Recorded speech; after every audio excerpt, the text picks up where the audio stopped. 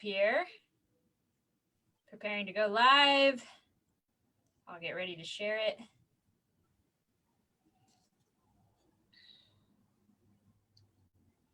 In 3, 2, 1. There we have it. Okay, we are now officially live. So give us a second here. The both of us are going to start sharing this around a little bit, share the links. So I'm going to share this to our Sasquad group. Join us now for a Squatch-tastic evening. All right, sharing it there. I'm going to share it on my personal page as well. Keilynn, I know you said you want to do the same. Yes. So I'm going to share that and share story. Perfect. Okay, I'm going to make this go now. I'm working on adding it. I know, right? It's like there's a lot of clicks and everything. It really is. Trying to go live. All right, perfect. Okay, we're good to go. Keilynn, I'm gonna get this party started here. Awesome. All right. Hello, everyone. Welcome to the Sasquad Trail Runners RunVenture Facebook Live series. My name is Kim Levinsky, and I am the owner and race director for Sasquad Trail Runners in New Jersey. Tonight, the tables have turned, and I am going to be in the hot seat, interviewed by my good friend, Keilynn. You can see her to the left of me. Before we jump into the interview, let me share a few updates on what's going on in the wonderful world of Sasquad trail running. Catch you all up. So our next trail party is on June 27th. It's coming in hot. We're going down to the Burlington County Fairgrounds for the midnight. I know, right? It's like this. And we now have over 100 people signed up for that race, which is so exciting. Last year, we had about 60 or so finishers for the race. So to already be crossed that, that participant number is very, very exciting. We can't wait to get out there with you. You can sign up for that on ultrasignup.com. We've got 12 hours, 6 hours, 3 hours, or 5K. That course is pancake flat. There's like less than 100 feet of gain in the 2.5 mile loops. I think it's even less. It's like 50 or 60. It's flat, it's grass, it's a cross country course. So you can really rack up some great miles and get in some night running, some practice for that. If you've never done it before, this is a really great opportunity to try that. After that race, we're headed to the South Mountain Reservation in Millburn, New Jersey for our annual Fat Sass Switchback Challenge. Now, this is the total opposite of the midnight race. This course is 1 mile long. It's 300 feet up and then 300 feet down. So you want to try to do that as many times as you can in 6 hours, 3 hours, or you can just do 3 loops to get a 5K. Then this is so exciting. We announced this a week or two ago. We're going up to New York for our very first race in New York. We're going to Harriman State Park in Tuxedo. That is on Saturday, July 31st. We're having a trail half marathon and a 7-miler. Now this race, I'm telling you, I'll be up front with you. It's going to sell out. So if you haven't signed up for that, please get on and sign up. We are limited to 150 runners. We are more than halfway full already, and they are not allowing race day signups for that. So sign up online, ultrasignup.com.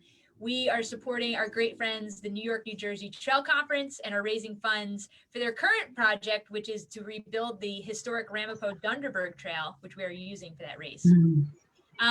Okay, for the interviews, we've got a few coming up that are awesome. So June 16th, we're going to be sitting down with Stephanie Langner, who will be sharing about her upcoming through hike of the Pacific Crest Trail. So you don't want to miss that. That's on June 16th. June 30th, we're sitting down with the fabulous Rebecca Fitzgerald. She is the superintendent at High Point State Park, which is in Northwest New Jersey, and she is a very dear friend to Sasquatch. She's going to have so many great stories. You don't want to miss that interview. And then lastly, what we have lined up for the summer so far, we're going to get more, but right now through July 14th, we are going to interview sports dietitian Dina Griffin, aka the nutrition mechanic. So definitely don't want to miss that. Bring all of your nutrition hydration questions for a really fun evening. You can learn more about the rest of our events for 2021 on our website, which is sasquadtrailrunning.com. So, okay, Keilynn, I'm done. I'm going to let you take the reins And Yay. you're in charge from this point out. I will say All right. that everybody watching, if you're on the live chat, you can drop your questions throughout the evening and I will relay them to Keilynn. She's gonna focus on interview and I can check into the chat every now and then. So, okay, Keilynn, all you. All right. I'm so excited. Number 1, Rim2Rim2Rim. Number 2, Tahoe 200.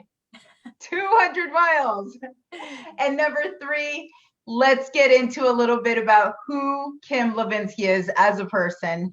I get asked this often. I mean, I've gotten to know you actually since the first time that I was on your show podcast. Yes. And so this is really exciting. And the other really cool thing about this is a few days ago, or maybe even a week ago, Sasquad put out their questions that anyone could ask you. So I'll be shouting out people that put their questions in here so you can answer them directly. You probably know them and their personalities and what kind of answers they're really looking for. But it's really cool, and we'll try to make this as interactive as possible with the audience. So awesome. With that said, are you excited?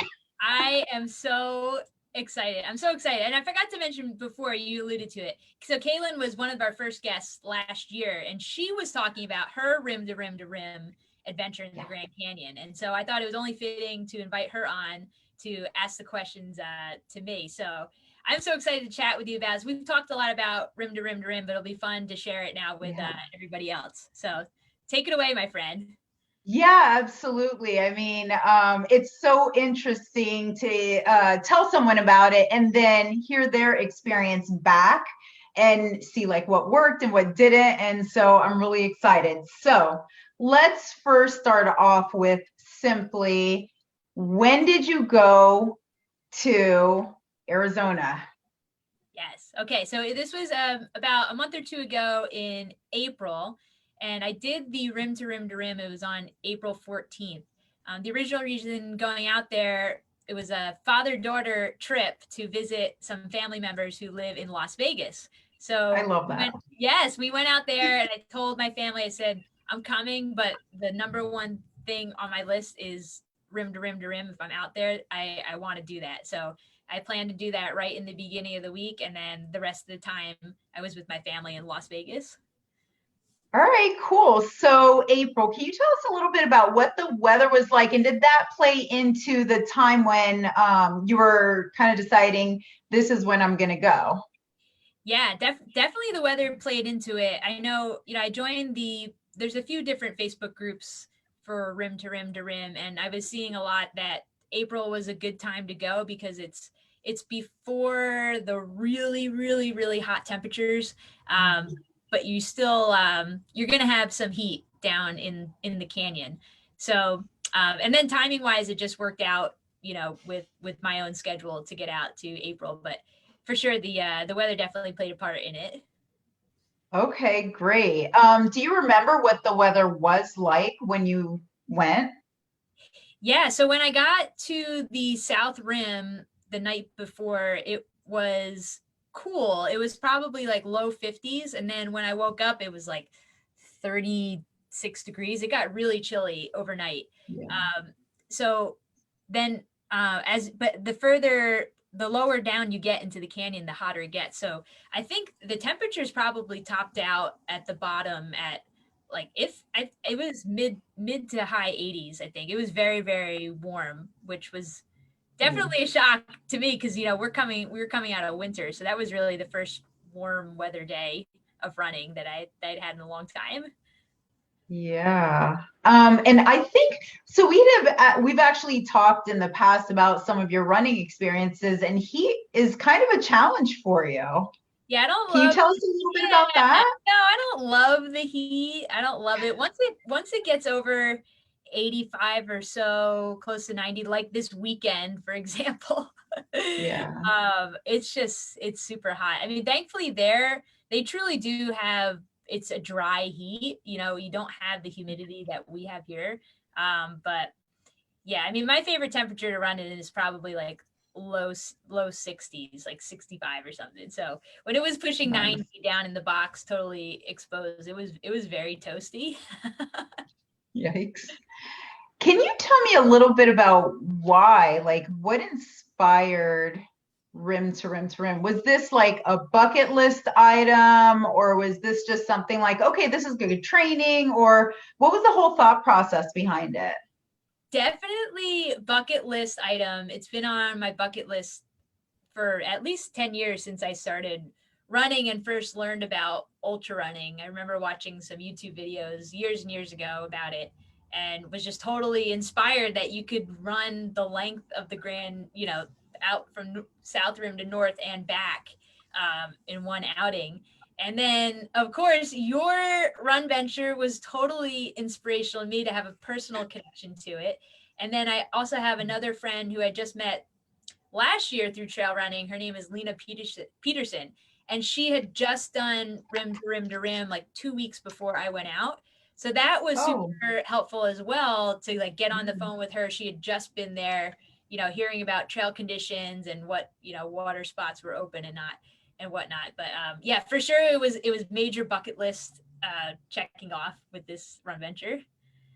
Awesome. And so, okay, so was it just high on your bucket list? Like, what was your why for doing it? Just because it was high, like why now versus, okay, I want to go to another state, or you know, how did you prioritize this trip? Because there's a million places you can run. That's amazing, whether it's US or overseas.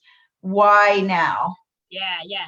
That's a good question too. I think it was a combination of wanting to get out to do the trip with my dad to Las Vegas. We hadn't seen those family members in, I think my cousin said it was like 19 years since we'd seen them. They used to live in New Jersey and then they moved out to Vegas, and we just haven't seen each other. So we had reconnected through the pandemic, just getting back in touch. And for months they had been asking, you know, you got to come to Vegas. You got to come to Vegas. And, you know, I started putting the piece together. Well, Vegas is not that far from the Grand Canyon, and this would be an awesome opportunity to do something I wanted to do for a long time. And then with training for Tahoe 200, I thought, man, this would be such a great experience, you know, to do it self-supported and alone. You know, great training. So it was just a lot of different things came together, and it was just great timing, I think. Awesome. Can you tell me a little bit about the route that you decided to take and why you took that route?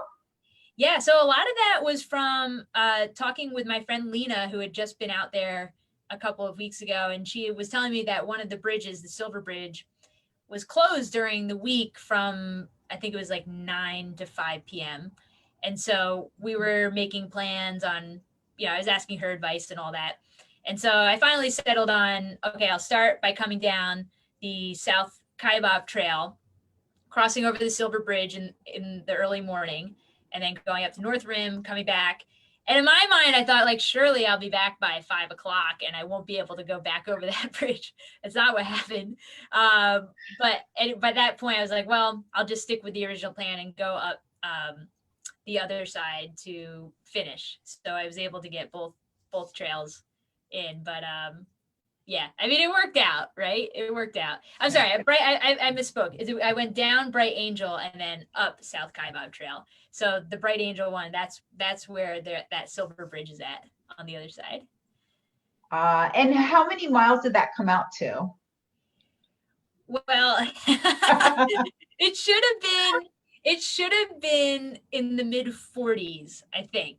I'm not sure what the final. It's probably different depending on, you know, your GPS and all that. But what I did was, so I parked basically in the middle of the two trailheads on the South Rim. So in my mind, the original plan was, okay, I'll park in the middle, I'll run to Bright Angel, go down, out and back, I'll come up South Kaibab, and then there's shuttles running, right? So there was going to be a shuttle that was supposed to take me from the South Kaibab Trail back to my car in Grand Canyon Village. That's not what happened. I missed the shuttle by about an hour. So I had to get back to my car, obviously. So it ended up being a complete loop, which was close to 53 54 miles or so. Keilynn, I am seeing a question in here that's coming. It's like perfect timing from Anthony Longano, and Sure. he said, I saw in the video that your plans got messed up, and you missed the time for the shuttle back to the car. How did you not totally panic? You seem chill in your wonderful video, or was that just exhaustion with a winky face?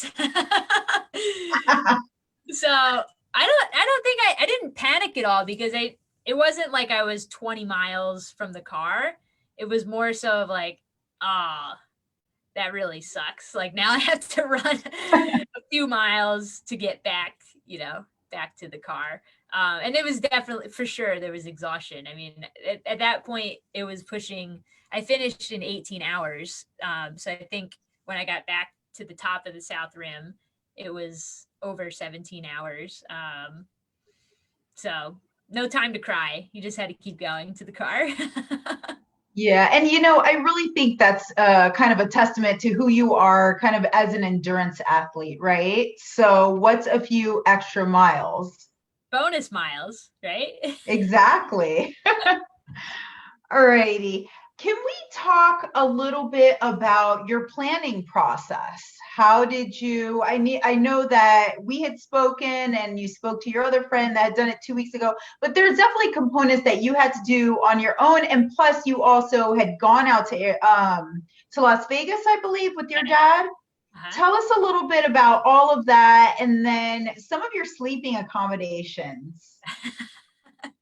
Yes, That your glamping accommodations, I should yeah, the say. glamping. Yeah. Yes. Okay, so there are definitely a lot of logistics involved, because I was coming from Las Vegas and doing it by myself. So again, a lot of this was it was reading different people's experiences through Facebook, or a lot of so many runners and hikers have really awesome blogs online. So that was really helpful to read through what people did, talk to you, obviously, talk to my friend Lena. And so I think, the logistics of, well, I had to get from Las Vegas to South Rim. So I ended up renting a car. Actually, I'm throwing this out there for all you guys who travel. I use the app called Turo, Turo. My cousin in Las Vegas told me about it. And it's actually, so you're renting a car directly from people instead of through like Enterprise or Budget, whatever. And it was like way cheaper than getting something at the airport. And it was super convenient because you paid like an extra $20 and they brought the car to my cousin's house, and they did like pick up, drop off. So anyway, side note on that. So I rented the car through the app Turo, drove out to the Grand Canyon. It was about a 4-hour drive or so. And I had camping reservations at the South Rim, right there at the Mather, I'm not sure if you pronounce Mather or Mather campgrounds. So I got there and car camped. It was really cold out, so I was planning, to sleep in the car anyway. And then, I started the run. I think it was 4 a.m. when I started. I got up at 3, started at 4 a.m. and then 18 hours later finished it. And then you're alluding to the glamping, right? So I wanted to stay at the South Rim again, but they didn't have availability for another night at the campground. So I went online, and the hotels were like crazy expensive all around the South Rim. And I went on the website hipcamp.com, and this glamping accommodations popped up. And I like heard of glamping, but I've never done it before. And there was this picture of like this big cloth, like canvas teepee. And inside is like a big carpet and like this king size bed. And it was only a half an hour from the South Rim. And I thought, that actually might be really nice to sleep in a bed, instead of the car. And so that's what I ended up doing. I took a chance on it, and it was very fun. It was freezing cold. It was even colder that night. I think it got down to the low 30s, but they provided it was like 4 blankets. And then I had brought my, my quilt, my down quilt for camping, and I was fine. Like I wasn't cold at all, but it was a fun first glamping experience. That's super cool. So I'm actually gonna kind of tease out some of these details with you. Okay. So let's say I want to go out there, whether it's just rim to rim or the whole shebang, back and forth. Um, Tell me, how did you decide? Like, what clothes did you decide to take? Because you don't want to overpack, right? But you don't want to underpack. So tell me a little bit about how you decided, what you took as far as clothes, and also tell me what worked and what didn't. These are really good questions. Again, a lot of it was reading what other people did, talking to other people, and looking at the temperatures. But with the Grand Canyon, you really have to look at what the temperatures is going to be in three different spots, right? So on the South Rim, where you start, then you have to look at what's going to be the temperature at the bottom, which they call the box, which is where you're running across. And then you want to look too, like what's the temperature at the North Rim, because the North Rim and the South Rim are really, really different. Everything, the climate, the terrain, everything looks very different on either ends. So when I was looking at the weather, I knew it was going to be cold to start, but then it was going to be blazing hot, basically like after the sun came up until the sun went down, and then it was going to get cold again. So I love running in shorts, so I was really hoping that I could and would. So I ended up wearing shorts, t-shirt, and then I had a zip up jacket with a hood. And I also brought a lightweight beanie. And I think I skipped out. I think I had packed the gloves, but I didn't end up using them, just having them just in case. So that's what I ended up doing for the weather. And it was perfect. It worked out really well, temperature wise with the clothing that I had. Awesome. Let's tease out now a little bit more on how you decided with your nutrition. I know for me, when I had done it, I just focused on calories. And I don't know if that was the best or not. Please share with us, like, what do you think worked and didn't work, and how you kind of did your whole thought process of what you're going to pack? Awesome. Yeah, and I'll hit another question that's in the chat from Rohini. Wants to know about hydration. What was the plan for water, which is a really good question for the Grand Canyon. So for nutrition, calories, this was definitely like the longest self-supported thing I had ever done. And a lot of it was chatting with you, trying to figure out, okay, like how many calories per hour should I shoot for? What can I also, there's a challenge of like, what can you pack in your bag that's going to be fine, for all day and then some. Mine was literally almost the entire day. So I ended up packing all of the food for almost 90% of the food I brought from New Jersey. I packed it all in my pack. I used some Tailwind in my bag for calories, and I brought some extra to add in there. Use like trail mix, spring energy gels, Lara bars, pro bars, like the meal bars. And then when on my way to the Grand Canyon, I stopped at, it was like a Subway or something, and I got a sub, and I had half of it for dinner. Awesome. And then I packed half of it for the rest. That half was gone by like 10 in the morning. I wish I had brought like 5 sandwiches with me. But I had the same problem. Right. Yeah. So in hindsight, or going forward, what would you recommend to people? Even if they're just doing one or both, like I haven't put my finger on it exactly, but what would you recommend? Yeah. In terms of food, you mean, like with nutrition? Yeah, like figuring it out, because I fell short. It sounds like you pizza log. I know, we got to talk about the pizza log.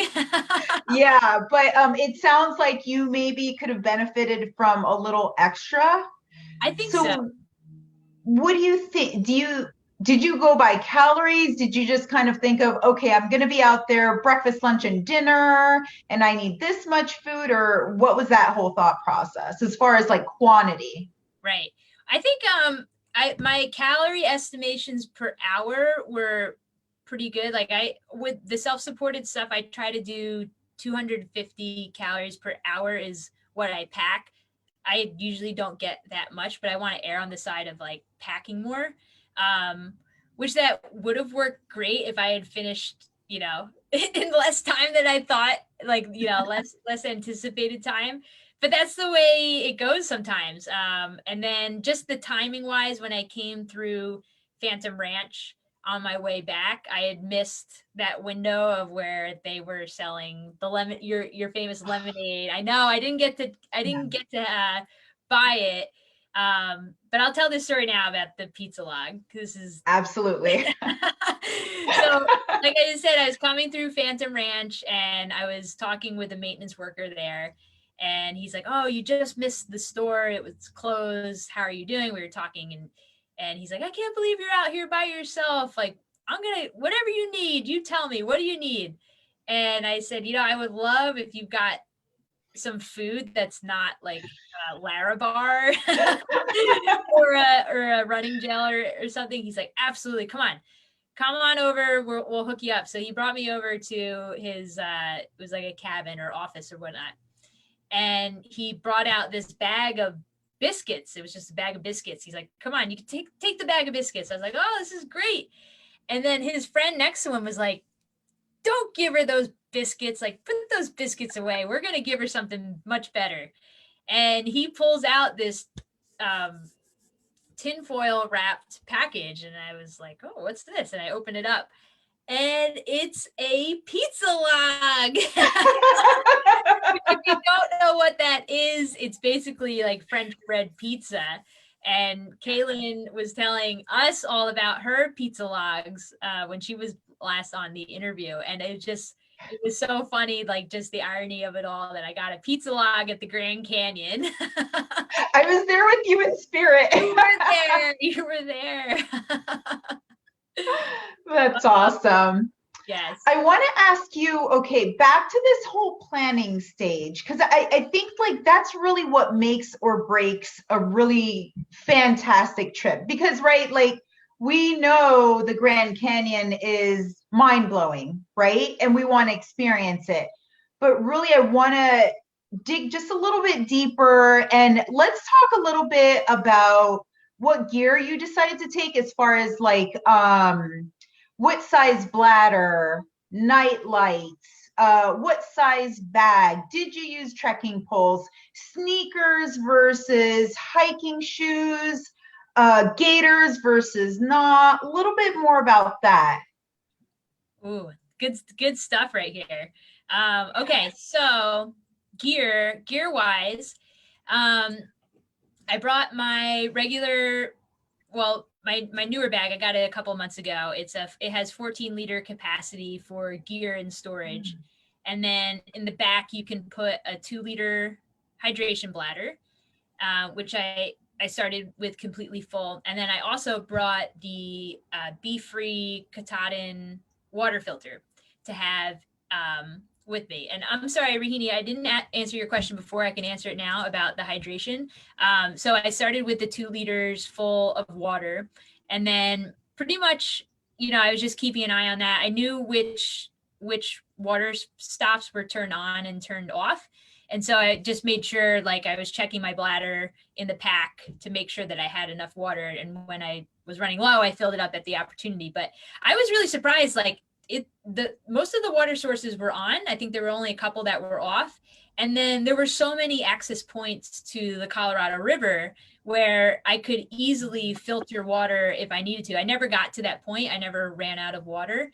But it was just nice knowing that I was never far from the river to filter the bottle. But yeah, other gear, definitely brought my trekking poles.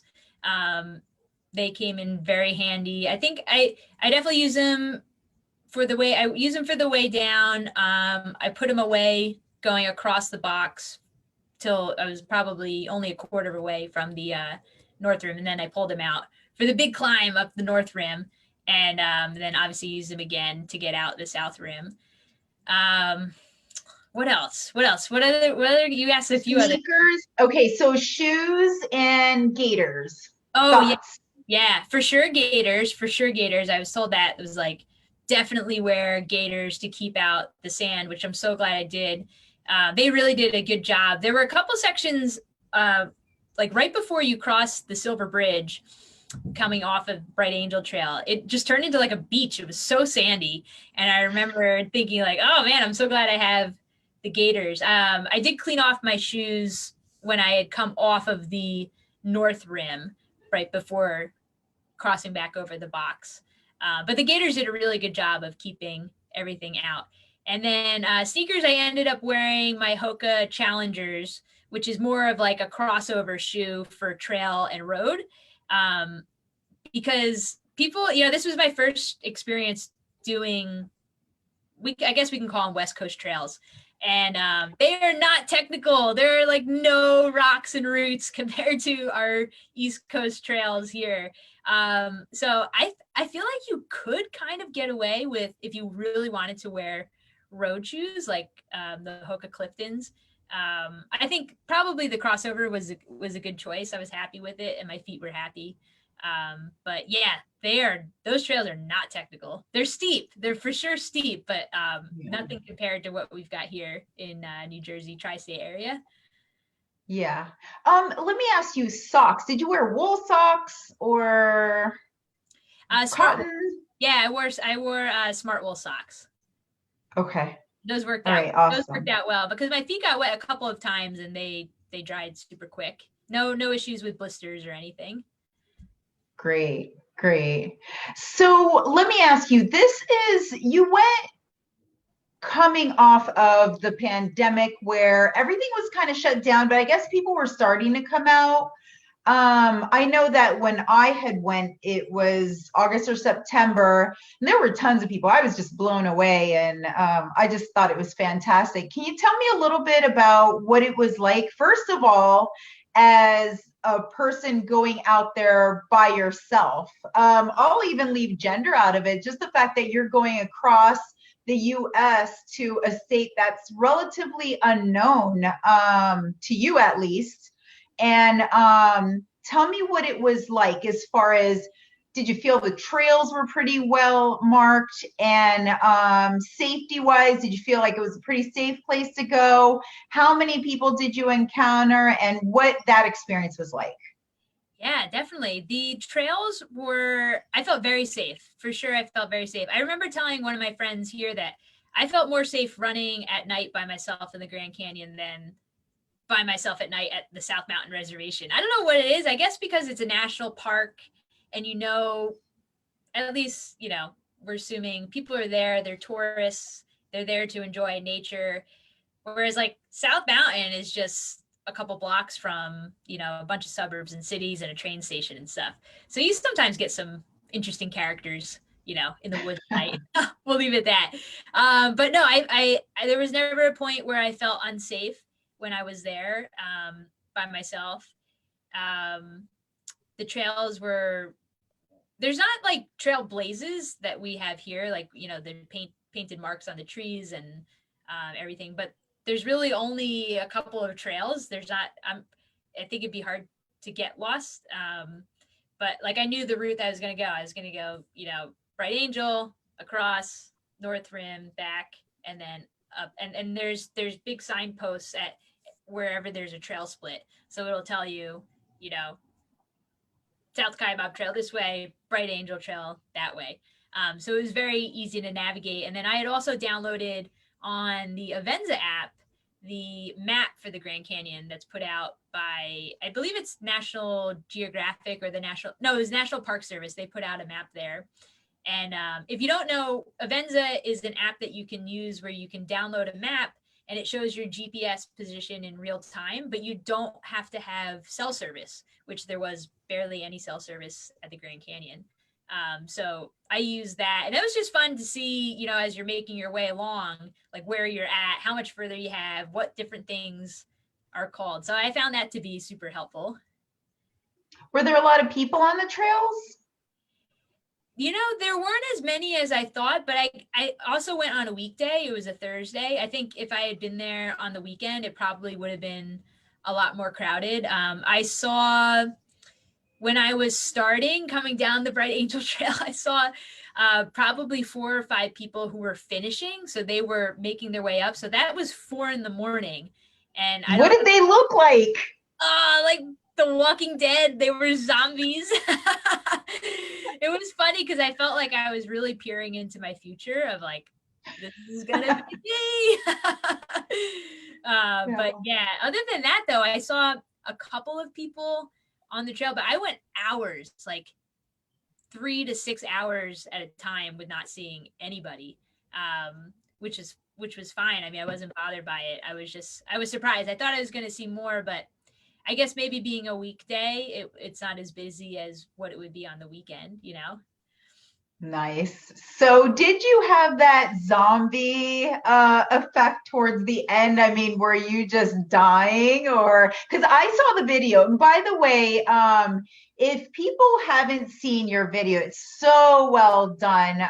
It truly shows your personality. I mean, you're always happy and taking the best out of every situation. So how can people find that video, but also tell me what was the end like, and don't just give me the fluffy I'm smiley Kim. Tell us really like what would someone like me be in for? Yeah, so you can find the video on YouTube. Just search for Kim Levinsky and it'll pop up. Rim2Rim2Rim. What was it truly like? You know, I can genuinely say that I was enjoying myself the entire time. I was obviously really tired. Like the climb out of the Grand Canyon, like finishing, and then, you know, realizing, oh, I'm gonna have to pull this headlamp out again, and then realizing like, oh, I'm not gonna make the shuttle. Like, oh, I'm gonna have to run back to the car. Like those moments were, you know, it was like almost, you know, when things are like bad, it's comical. You know, I felt like I was able to laugh about it. Where, I mean, there's nothing you can do. What are you gonna do? Like call an Uber to come get you from the bottom? I'm sure some people wish. So it was fun, and I think also too, like having the GoPro making the video, it passed the time as well. Like it was just fun. I really had a very fun time. Another part of it was I have a Garmin InReach, which is a satellite tracker, which I use for safety, and you can send text messages out on it. So my very good friend, Mama Beck, Rebecca Constant, Aww. she was on the other end of that, and I was sending her updates. She's usually my safety buddy, where if I'm going out somewhere alone, I'm letting her know, like, this is what time I think I'll be done. This is where I'm going to be, yada, yada. So, you know, she's checking in on me, and I'm telling her, oh, I think it's going to be a little later than I thought. And also there's the time change too. So I was 3 hours behind her. So when it was like, I finished at 11 p.m. and it was, you know, 12:01, it was 2 in the morning here in New York. But she was such a great friend, keeping track of me. But yeah, I would say genuinely, I did really enjoy it. There were moments where I was like, this is horrible. But then you just like, seriously, like I just looked around and I mean, you're at the Grand Canyon, you know, like it's hard to be, you know, have a bad attitude for more than a minute or two when you're And you know, that's critical. Yeah, that's critical. Like really having not just the right attitude, but realizing that whether you're running or hiking, anywhere you're traveling, you're always going to encounter these unknowns, and how are you going to manage them? And I think like really having that positive attitude makes a difference. Tell me a little bit about your training. What did and didn't work? So training to prepare for the Grand Canyon? Yes. Okay. Yeah, I think you know, like I mentioned before, this is like everything I'm doing this year is like the end goal is Tahoe 200. So in a way, this was a part of training. I mean, it was a part of training for Tahoe. But leading up to the Grand Canyon, I was just, you know, trying to do a lot of vert. It's definitely, you know, now having been there, I would say it's really hard to replicate the length and the steepness of the climbs, both at the North Rim and the South Rim. So I think that's really hard to find here in New Jersey, New York. Probably the closest thing I would say would be Mount Tammany with the length of that climb and the steepness. But then again, you have a trade-off of like Tammany is very, very technical. I mean, there's boulders and rocks everywhere, and that's not what the Grand Canyon is like at all. But yeah, just trying to do a bunch of, repeats at Mount Tammany or the ski slope in Vernon, doing that. But yeah, I would say overall, it's tough to replicate that here on the East Coast, other than just doing repeats of smaller climbs. You're not going to find like I think the climb is like 5,000 feet, in one shot over, 6 to 8 miles, depending on which trail you're at. Let me hit one question. Bailey Lewis asked a few minutes ago about the total elevation gain was 12,200 gain and loss because it was a complete loop. So I got some bonus elevation as well. I think it's that's right. 10,000 or something, but awesome. Yeah. So let me actually, let's start getting some of the public's input and questions. So okay. One of our RunVenture buddies, Jessica Simao. All right. So she wants to know, how much money would you have paid to not cross the bridge? Yeah, so if you watch the YouTube video, there's a very dramatic moment of me crossing the bridge. I don't love crossing bridges. I learned that I guess it was last fall when I was doing the Seven Summits Traverse, where you cross over Bear Mountain Bridge in New York. You go out to do Anthony's Nose, and then you come back over. And I realized in that moment that I do not enjoy crossing bridges. And the Grand Canyon, there's two large suspension bridges that go over the Colorado River, and then there's a handful of other small ones that are footbridges. But I mean, maybe I was being dramatic in the video, but I really didn't like crossing over the bridge. It's like swaying a little bit. You hear it creaking, and you're over the Colorado River, suspended in the air. But dollar amount, man, I would have paid a lot of money. Maybe somebody could have Ubered. Okay, so I'm reading from myself. Yeah. So Steph Shimak, hopefully I'm saying that right. Huh? Shimak. Okay, so which part was the hardest part of the hike, and how did you mentally and physically work through it? And also, did you have cell reception throughout the whole time? And do you wish you would have done anything differently? Okay. Cell reception, I left my phone on airplane mode the entire time. I've heard that there's some cell reception, I think, at the North Rim, but I didn't plan on, calling anyone or Instagram or whatever. So I just left it on airplane mode. I wanted to save the battery. The hardest part, I think there were two challenging parts: climbing up the North Rim. So basically getting to the halfway point. It was so hot. And I think I was also experiencing, I was feeling the elevation, because the North Rim, I think, tops out at like 8,000 feet or so when you're all the way at the top. So I was like, man, I guess this is what elevation feels like, because my heart was just pounding. And I know it was a climb, so I was working hard, but my legs weren't like super, super fatigued at the level that I felt like my heart was just pounding. So several times I was just like, man, I need to just sit down and let my heart rate come down a little bit. So probably 3 or 4 times climbing up to the North Rim, I just sat down on a rock at the side of the trail and just was waiting to cool off a little bit.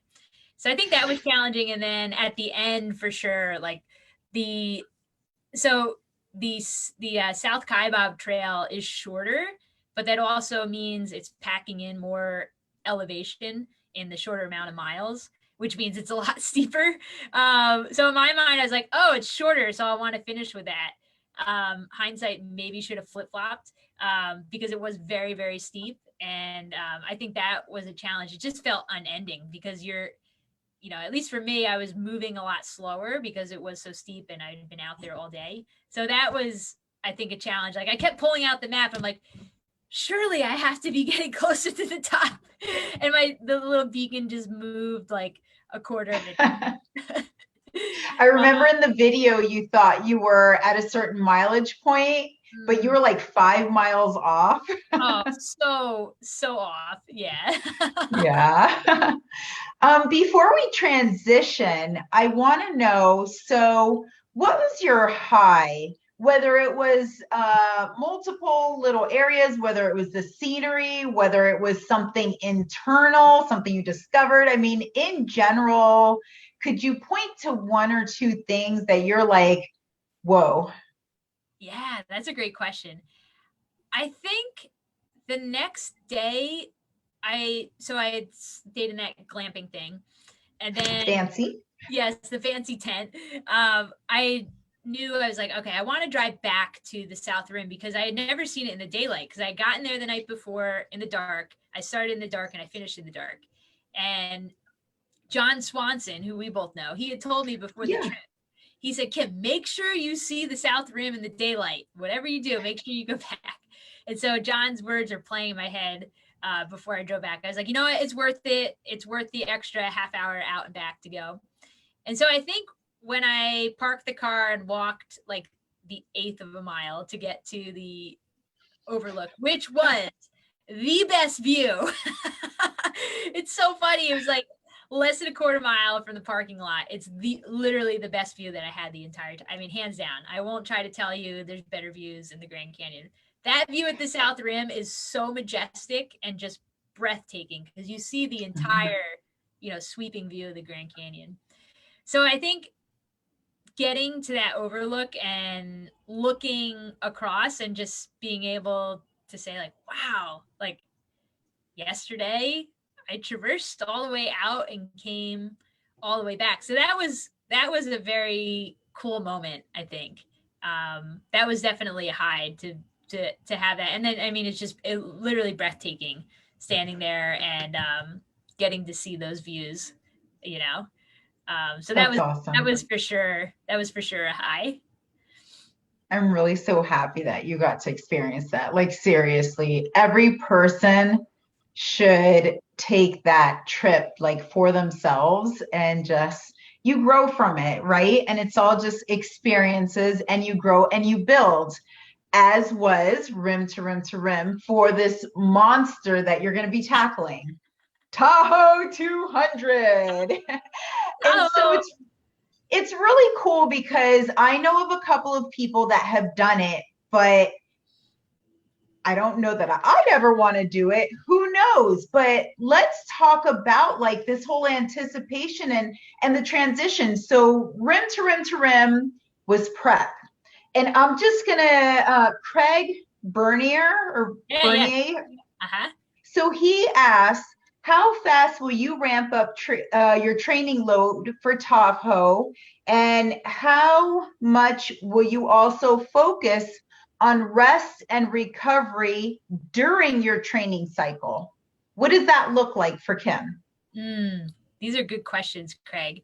I will say to those of you who are in the live chat, there are some more questions about Rim2Rim2Rim. We will get there. Sorry. No, it's good. It's good. We'll hit them. So if you ask questions, don't worry. We'll get back to them. Okay. So training for Tahoe. It's definitely, I think the Rim2Rim2Rim was kind of the kickoff of like, all right, let's really start to kick this into high gear. And so now it's trying to get out, I've like runs during the week, but on the weekends, just trying to do a lot of time on feet and getting as much vert climbing experience as possible. Recovery, I'm getting better at it. I will say that. I think I'm getting a lot better at it this past year. I'm learning a lot. I have to give a shout out to Kim Fong, who I think is watching. She did acupuncture on me first time. I've never had it done. I did that earlier this week. And it was so great. Oh my gosh, she is a miracle worker. I felt like $1 million afterwards. So you can reach out to her on social media or look up her practice. It's called Health in Motion over in Westfield, New Jersey. But yeah, for sure, recovery has become really important, especially on the weekends. Like I'll take at least 30 to 45 minutes after each of the long, like I try to do the back-to-backs on the weekends. So doing that afterwards and really spending good time on recovery and nutrition, because the goal is to stay healthy. I kind of joke around it that I feel like this training is kind of like playing with fire a little bit. Like you really have, like, I feel like we're pushing the envelope, but you want to stay healthy, right? At the same time. So it's kind of a tightrope. And I mean, that's for any distance that you're running. I feel like, it's relatable for anyone training. But definitely the goal is to stay healthy. So recovery is super important. One of the things that we've actually talked about a lot, and I don't know what the status of the research is, but I think this is on a lot of people's minds when they start to look at expanding their horizon on distance and how long can you endure. So it's not just about your physicality. It's you want to minimize the time that you're sleeping. Ideally, if you have like a certain target. Can you tell me what your thoughts are on that? If you've played around with any sleep deprivation, or where are you at with that part? Are you going to incorporate that in your training? These are such good questions that I'm working through right now with my crew. Yeah, I know. So I'm trying to talk to as many people as I can about Tahoe who have done it. My very good friend Matt Klein, he is doing the Triple Crown this year, which is Tahoe 200, Bigfoot 200, and Moab 240. It's awesome, Matty Klein, he's the best. So I'm talking to him a lot about Tahoe.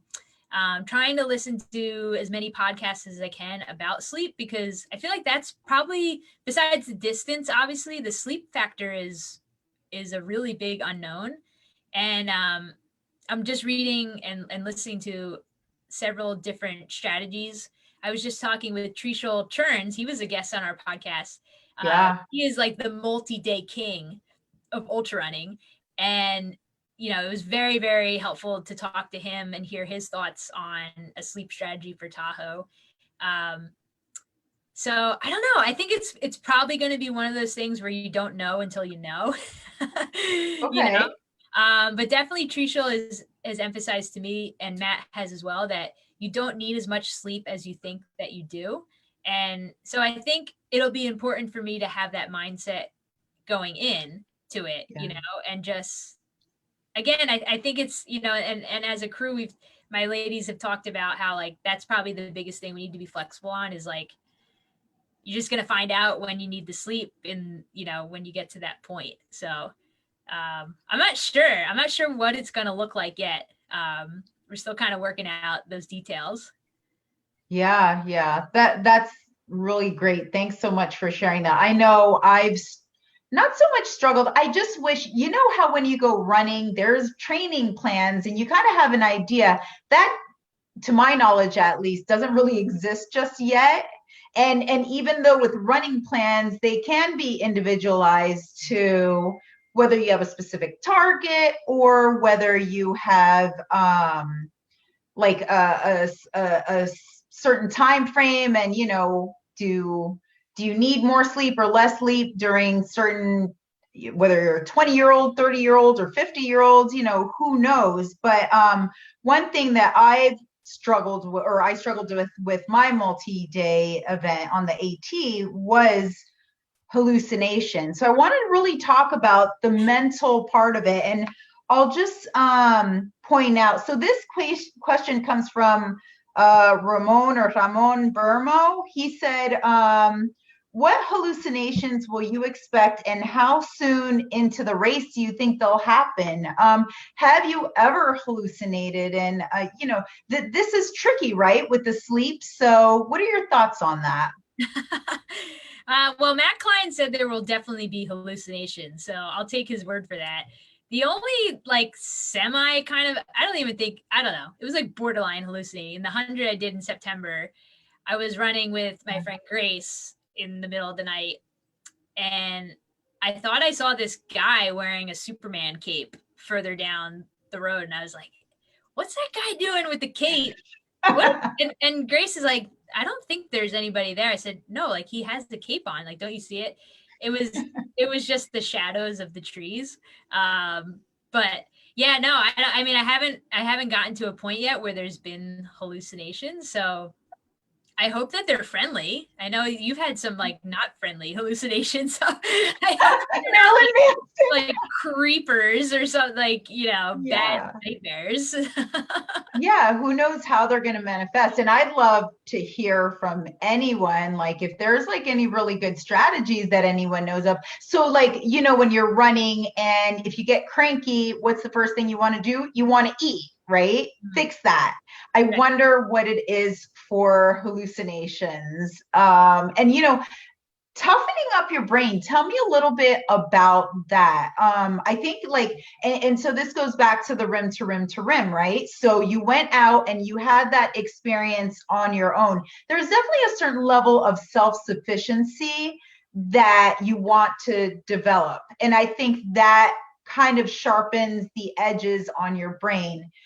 Any suggestions or feedback you've gotten? Are you kind of working on that because I mean, 200 miles is 200 miles and you want to keep your will strong.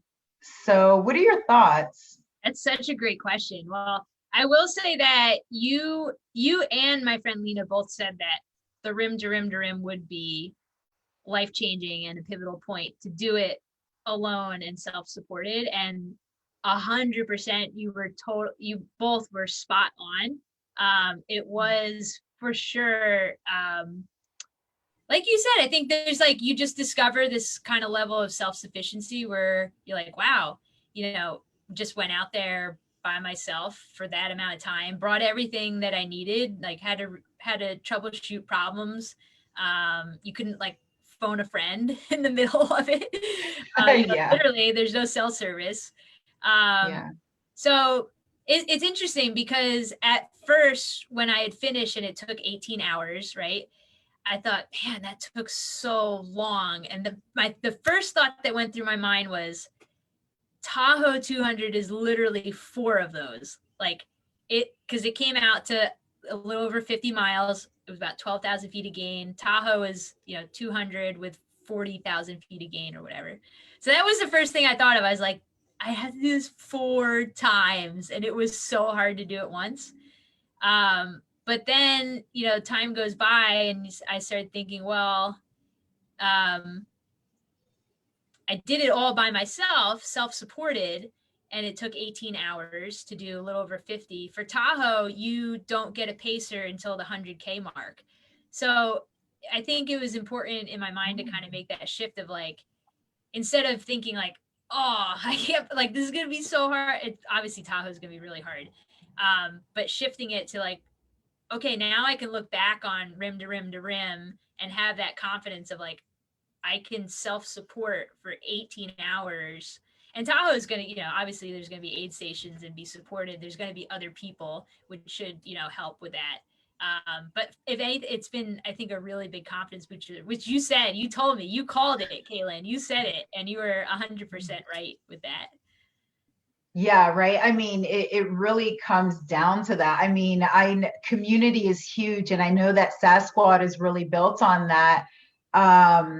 But I think that there's parts, first of all, having your crew, that's going to be dynamite. I mean, these are people Yeah.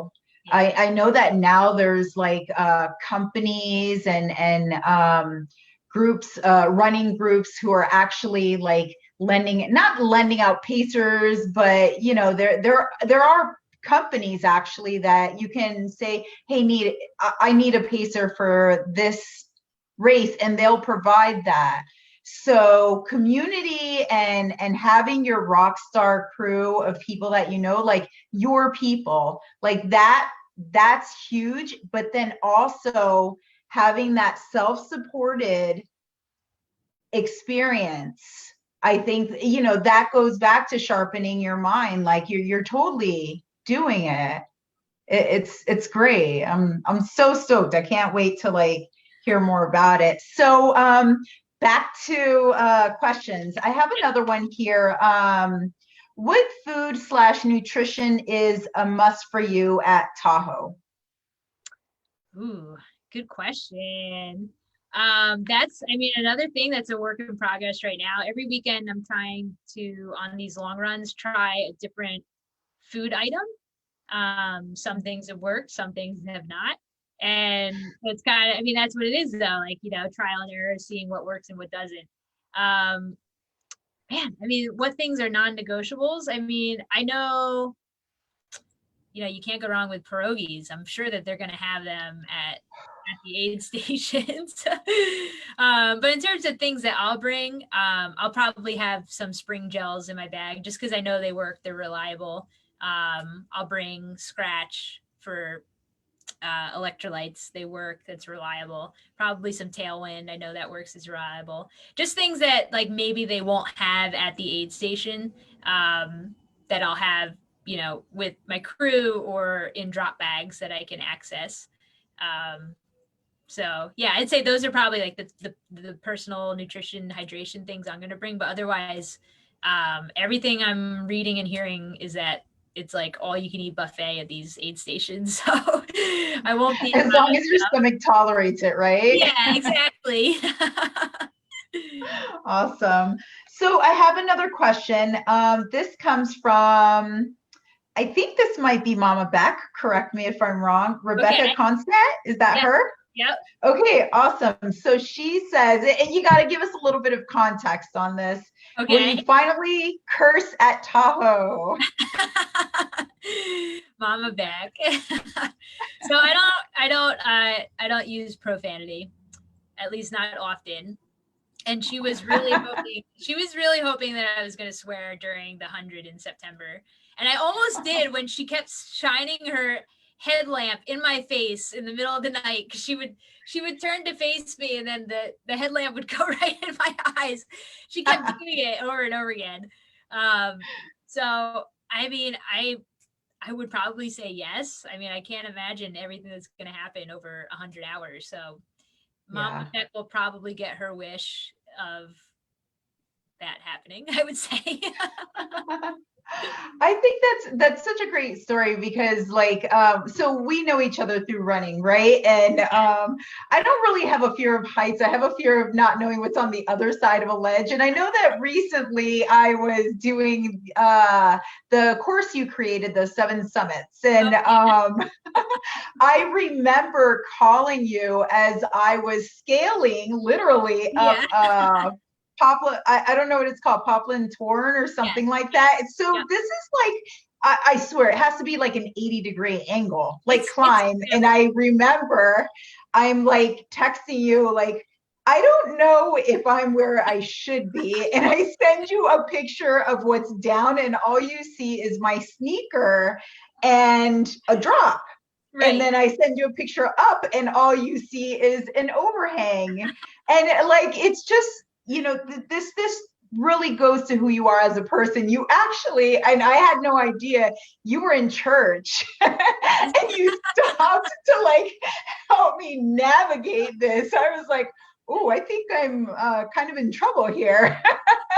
And I mean, you took me to the GPS and everything. It was awesome. So I love that cursing question. And, you know, it just really goes to who you are as a person. So that's awesome. All right. I think I have another question. Let's see. Okay. So this one comes from, I think, another one of your Sasquad crew, Michelle Rice. Yes, Dream Team, Michelle. Yay. All right. What are you running away from? Give us some context. It's so funny. Yesterday, some guy on the trail up in the Hudson Valley said the same thing. I was running past him with a couple of friends and he shouted, "What are you running away from?" Awesome. It's so classic. I don't think I'm running away from anything. I feel like I'm running. It's so cliche. I'm running towards big goals. You know, how cheesy is that? But no, I mean, I don't. I definitely. I mean, running for sure is a stress reliever for me. I think mental health wise, maybe you can put that. You know, I'll give you some. Here you go, Michelle. I'll give you some. Uh, Family health.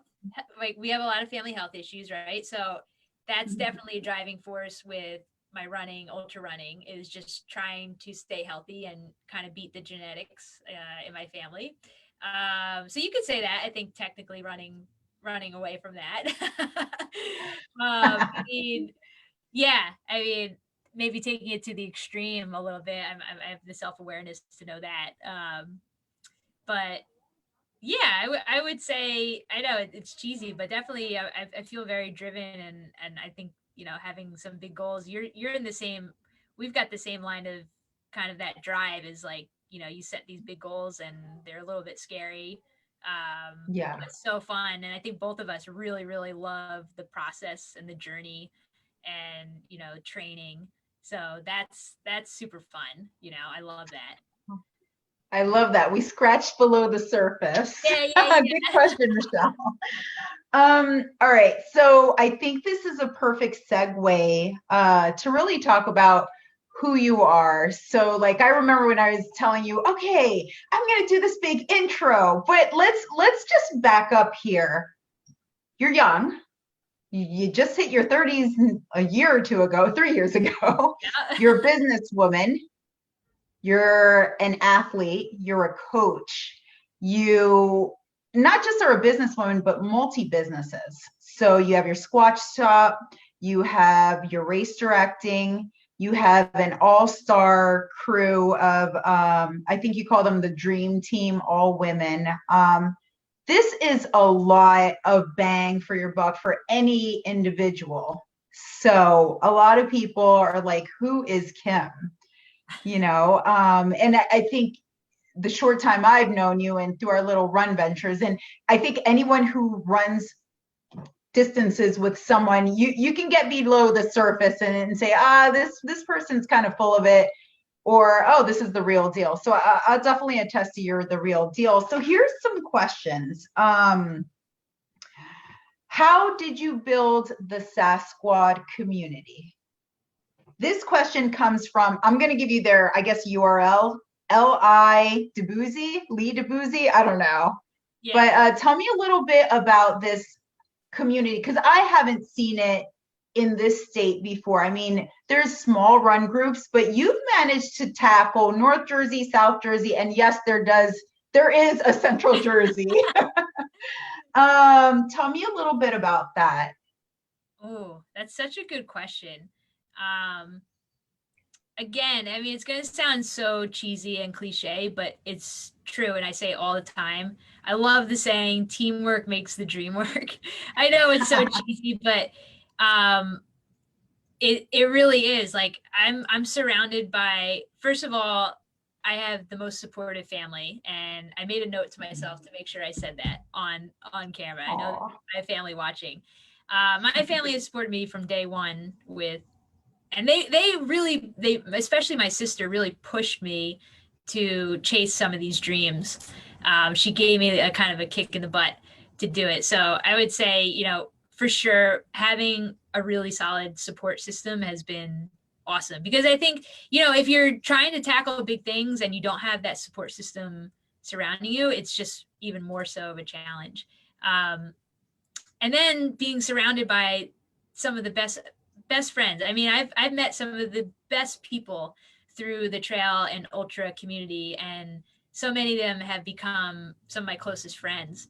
And you know, 3 of them in particular, we call them the dream team, right? Michelle, Jana, and Becca. I know they're watching.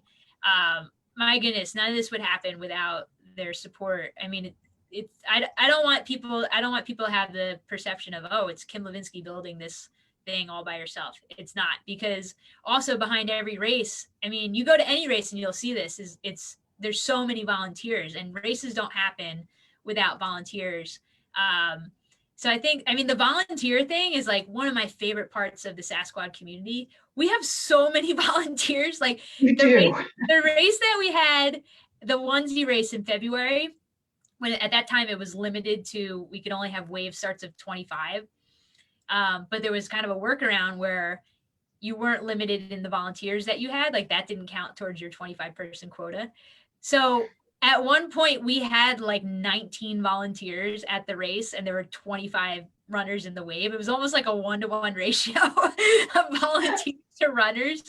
But that's been so cool how that kind of, that community is also developed. But for sure, I mean, like you can't have a community without people. And, I think Sasquad is just, it's just attracted some of the most, just the best people. I know it probably comes off as cheesy again, but the community is, the people that make it up. And I've just found, they're so supportive. I love saying, so I'll share this story. My grandmother, right? She's 84 years old, 85, 84. She's been coming to some of the races, and every race she comes to, the first thing she says is, everyone is so nice at your races. Everyone is just cheering for each other and they are clapping and they're talking to each other. And she always says, she's like, they're just the nicest group of people. You'll never find nicer people. And I have to agree with my grandmother's assessment. Like, we really have just such an amazing community of people that come out to the races. This online community that we built in the group I just love it because I feel like new runners and hikers can ask questions and not get a sarcastic, stupid comment from a random person on the internet. And that was, that's really important to me, is to have that space online where people can feel welcome, because a lot of times that's how people first get plugged in, is through social media, is connecting with people online, and then they're going to venture out to an in-person event. So I guess, yeah, that's how I would answer the question, is just, I think the support system and the people that are in the community is what really makes it so great. Yeah, and I think it's so it's wild how we had this whole shutdown in 2020, and like you kept it alive. Let's add some cheese onto everything. Here's my cheesy question. Okay, so I know I asked you this beforehand, but what do people who follow Sasquad, what are those people called? What would they call themselves? I know. So I've heard the term Sasquatters, which I like. I like that term. I like that. You're, Sasquatters, or like when I see people out on the trails, like, oh, it's a Sasquatter, like, or you'll shout like Sasquad. Cool. If anyone listening has other suggestions, feel free to share. But so far, that's the one I've heard probably most often, is Sasquatter. Nice. So I have another question.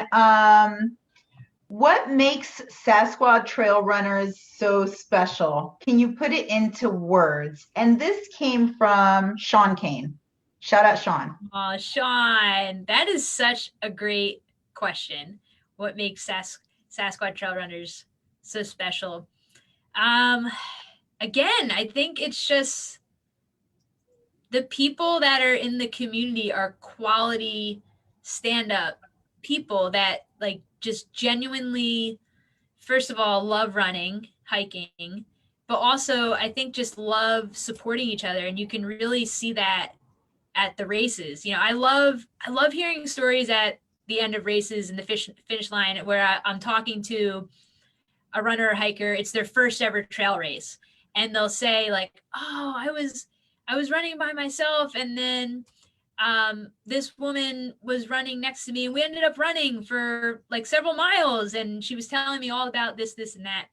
And that makes me so happy. I just love that it's now a space where people can connect with each other. And then, then you hear stories or see online like, oh, well, now those two are running together on an adventure somewhere else, Yeah. So I think that that's just, I think that's really cool. You know, and I think like it's a place where I think the events are, it's a good opportunity for new runners to come out. We always have brand new runners, or it's like their first trail race. And, you know, I know I've shared with the girls, the dream team, that was one of the most important things to me, is that like we really make everyone feel welcome, and that when they come to the race, they're greeted with this like squad of volunteers that's just saying, you know, we're so glad you're here. Here's all your stuff. What questions do you have? Um, Everything like that. So yeah, that's how I would answer that, Sean. I hope that answers your question.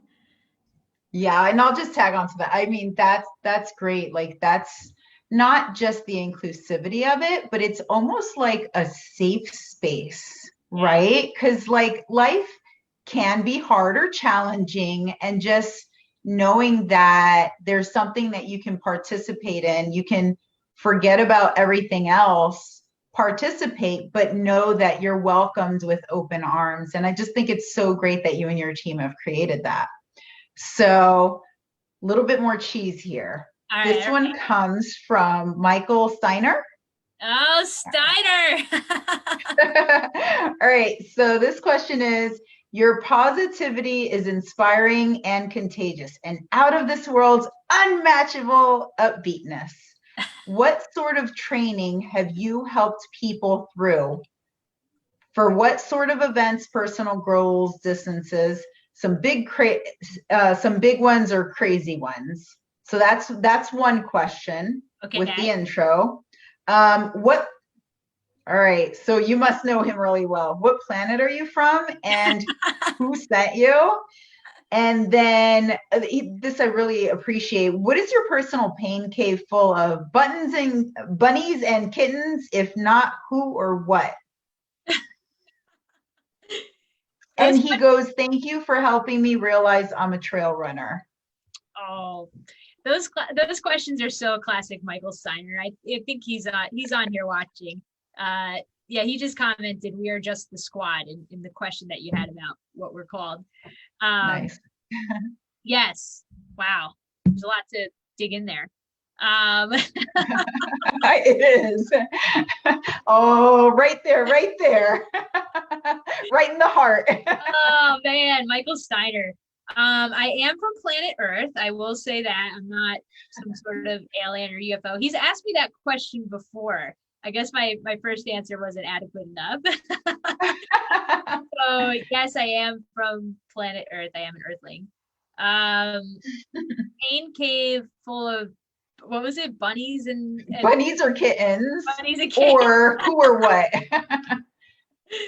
That's so funny. You know, I was just talking about this with some of the girls on the Tahoe crew about, you know, because they were asking like, we need to talk about what happens when you get to that point, and like, what do you need from us?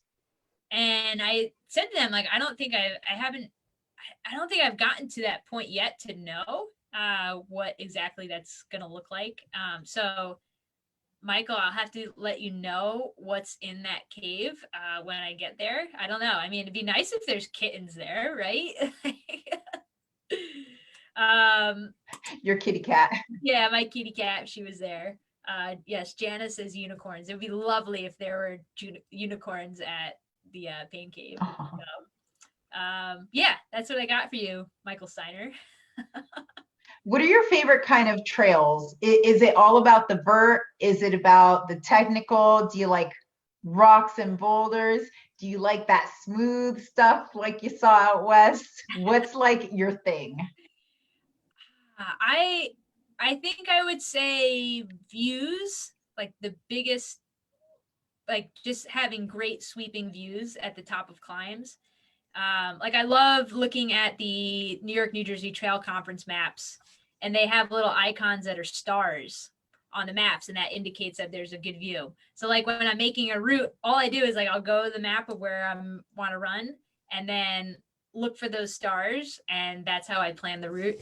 So I mean, if I had to choose between running flat trails and doing something that there's more hiking involved, I would definitely choose the hiking, because you're going to have, for the most part, better views for that. I do really, I enjoy the technical stuff. Like I like the, like we did that, the Highlands adventure a few months ago, right? That was like, I think you can't get any more technical than that. And then we did our Wanacue Traverse. Oh my goodness. Like, I don't think there was any spot that didn't have rocks and boulders. So yeah, I would say I enjoy I like the climbing because there's oftentimes really great views and you're rewarded with that, you know, at the end of the climbs. That's awesome. Well, I've actually gone through all the questions from that we received beforehand. Yes. And I know that there were some questions that were dropped into the chat. So I thought maybe now's a good time to tap into those. Yes. Okay. Let me, I'll scroll back up to make sure we don't miss any. We hit a couple of them along the way. So let's see. We'll go back up here. Okay, so there's a question from Sue Meyer, wants to know, how heavy was your pack when you started? It was heavy. It was, I didn't weigh it, but I remember thinking like, this is heavy. If I had to guess, it was, I don't know. I don't even think I'll take a guess. Maybe 7-8 pounds. I'm not sure. It was definitely heavy. It was a lot lighter by the time that I finished. So I'll say that. Okay, let's see. Sita wants to know, was the water from the sources directly drinkable, or did you have to filter? All of the water that's coming out from the spigots at the different stops along the way, that's totally drinkable. You can just fill up your pack or water bottle with them. And then if you were going to take from the Colorado River, I've heard people drink from it and it's okay. If I didn't have to, but if I did, I would have used my filter bottle for that. Let's see.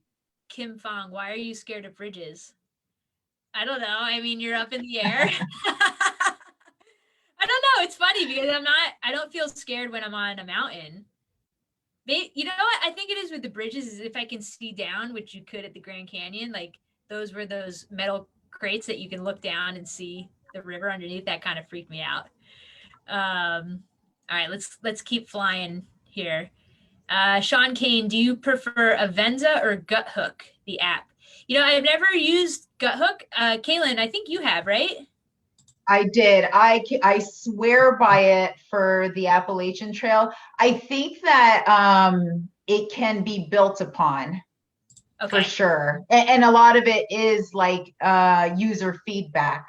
I actually haven't used Avenza, so I don't know that I could really compare.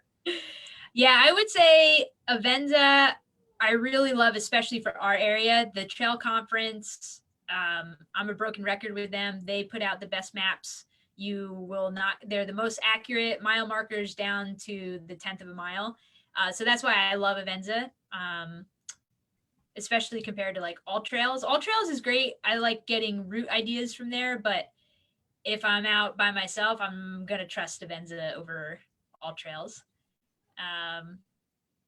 Okay, next one is from Narissa.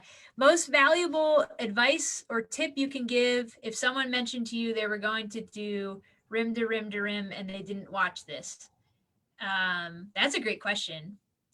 Most valuable tip, I would say probably just bring more food than you think you need. It's better to have more than, I mean, I didn't get to a point where I was like starving and, you know, wanted to eat a rock or anything. But I would say bring more than you think and bring a variety of food, like salty, sweet, savory, you know, so you just have options when you're feeling really hungry. I would say that. Okay, Tim Pfluger wants to know, for the video, did you use the newer GoPro and just the regular GoPro handheld grip? The video was great. Yes, it's the GoPro Hero 9 and it's a handheld, I think it's just called like a hand mount and it screws on there and it worked really well. Let's see, what else? We're flying here. Okay, again from Tim. Did you know pretty soon into it that it was going to be a little bit longer than you thought? What time did you get up to North Rim and when did you pass back through Phantom Ranch. I think I was in denial the whole time because I'm just a dying optimist. Like probably to a fault, I'm always going to say the glass is half full. I think in the back of my mind, deep down, I knew I wasn't going to hit the shuttle after I got to the North Rim, just doing like a little bit of quick ultra running math. But I was still optimistic, like even to the point where I like crossed over or got to Phantom Ranch. I was like, there's still a chance. And then as I was climbing, I was like, there's no chance. Like, I'm not going to hit the shuttle.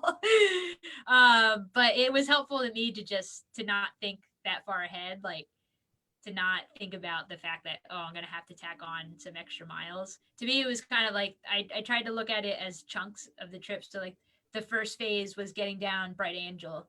Then it was going across the box. Then it was going up North Rim, then coming down across, kind of breaking it up like that. Let's see, what else? Let's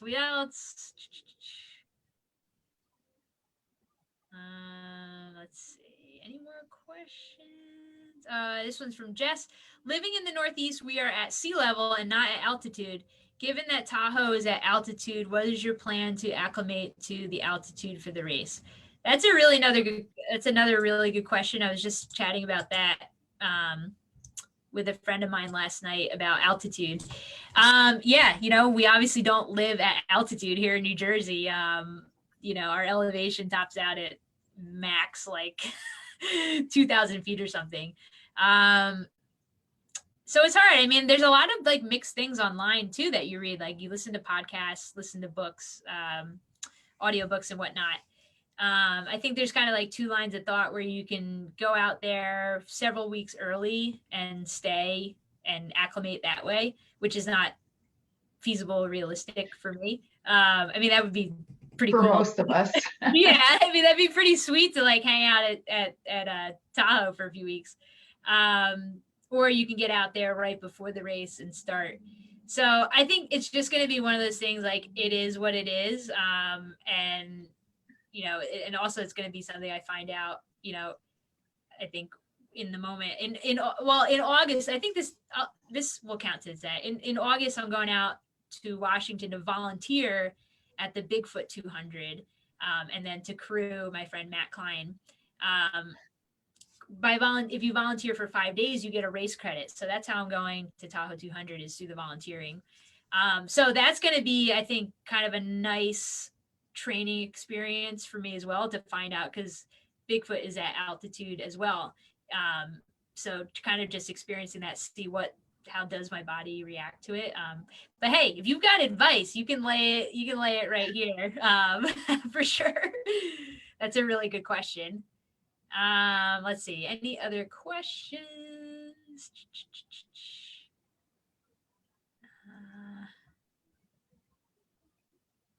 John Beck says, hey, not a question. I just want to say Keilynn did a great job tonight. I'll do a shout out. Uptown. That's my buddy. I love it. I think Keilynn, those are all the questions that we have in the live chat. Awesome. Thanks so much for letting me be a part of this. I actually haven't run any of your races, shockingly. However, I have to say, I have volunteered though.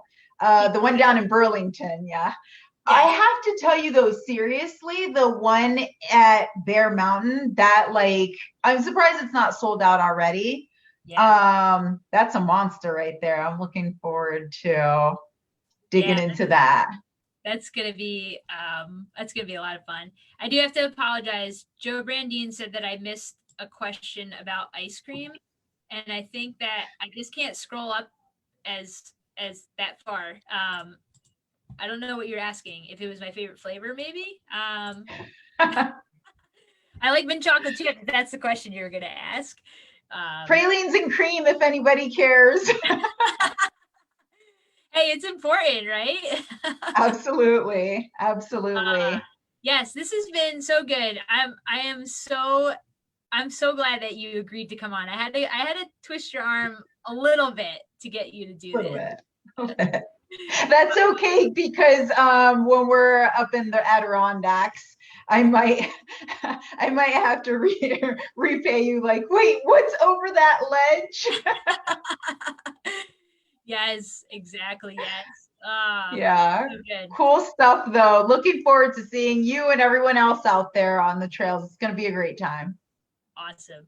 Thank you. Thank you again, Keilynn. I really appreciate it. You did a great Totally. job with the interview. Thank you to everybody watching and tuning in. This was so much fun. I guess it's 9:30. We went pretty long, but that hour and a half went by really, really fast. So if you're watching this either live or if you missed it, you can watch it on the replay. It'll be on our Facebook page forever. And then the audio version will be uploaded to our podcast in the next week or two. You can find that anywhere podcasts are streaming. It's called Sasquad Trail Runners for the podcast. Again, if you want to learn more about who we are, you can find us on our website. It's sasquadtrailrunning.com. And then social media, we're super active. You can do Facebook, Sasquad Trail Running, or Instagram, which is Sasquad Trail Runners. Okay, so until we see you again, everybody, keep it squatchy.